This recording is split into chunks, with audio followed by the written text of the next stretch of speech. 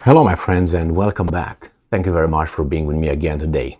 This is how the media works and propaganda as well. And I will try to apply that a little bit here, but under a different kind of euphemistic way, which is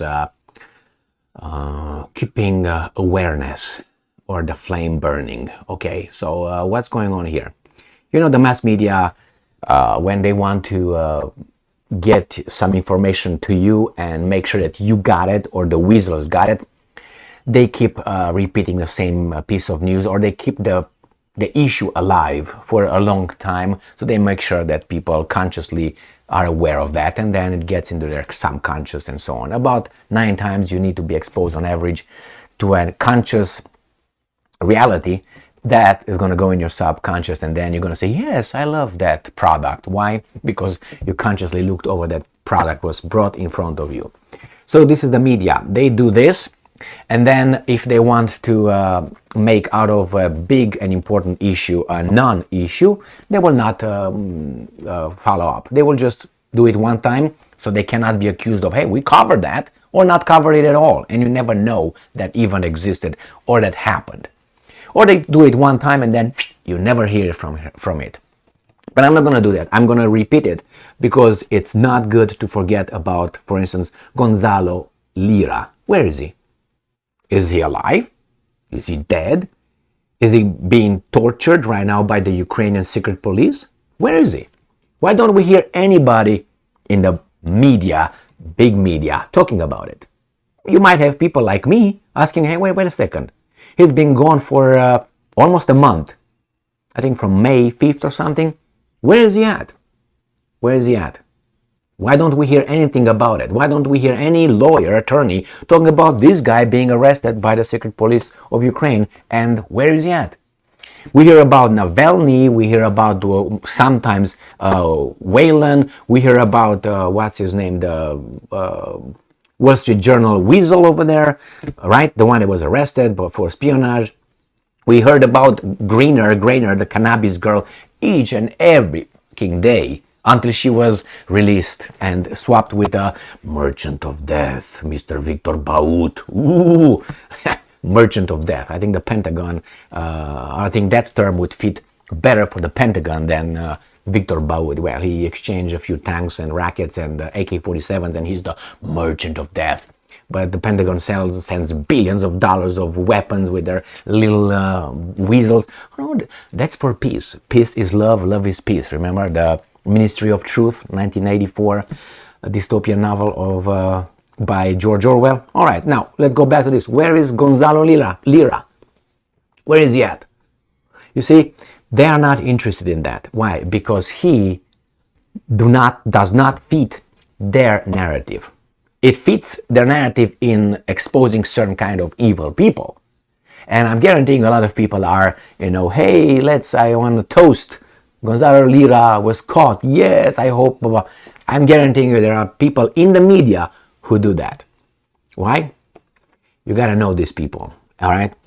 It's the same people, some, who celebrated when someone, let's say, died of COVID and said, well, he was not vaccinated.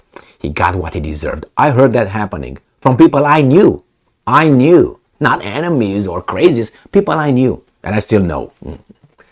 Oh, he got what he deserved. He wasn't vaccinated. He died. He got what? That could have been you or I.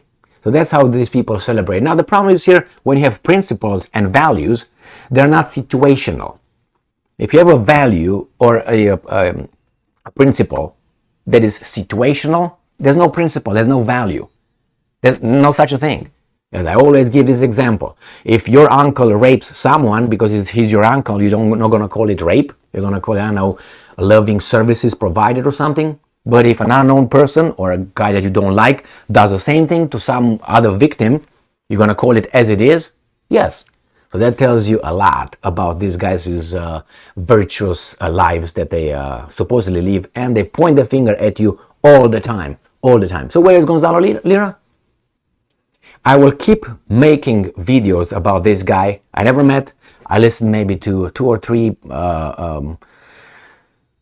videos in the context of other people. He was invited over there.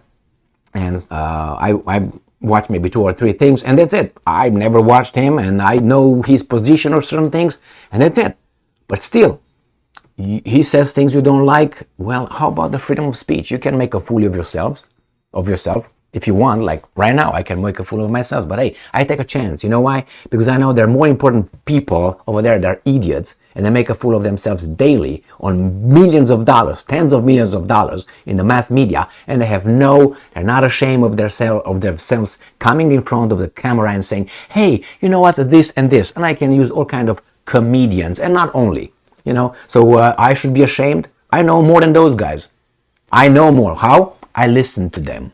I say, wait a minute, you're hiding or you don't know. Which one is it?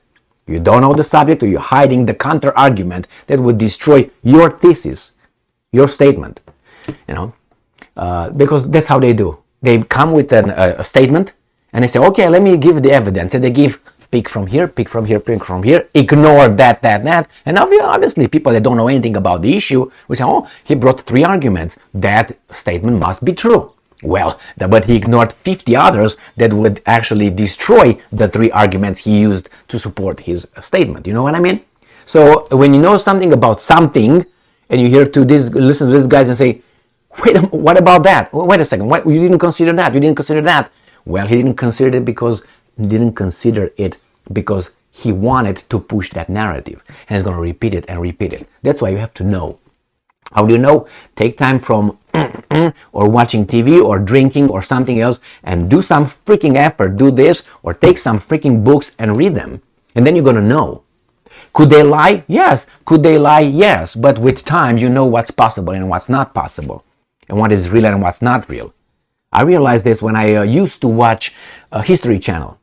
All right, when I used to watch that one, and I saw in Second World War, which I know certain things over there, but at least I know some, not only like this, I know like this in depth, not only on the side, like general stuff, So when they were talking in the History Channel about the subject, I knew something. I was not an expert, but I knew something about it, and they were making a point by ignoring facts that would definitely contest the statement these guys were making, the conclusion they were reaching. Like you would say, well, it was not quite like that.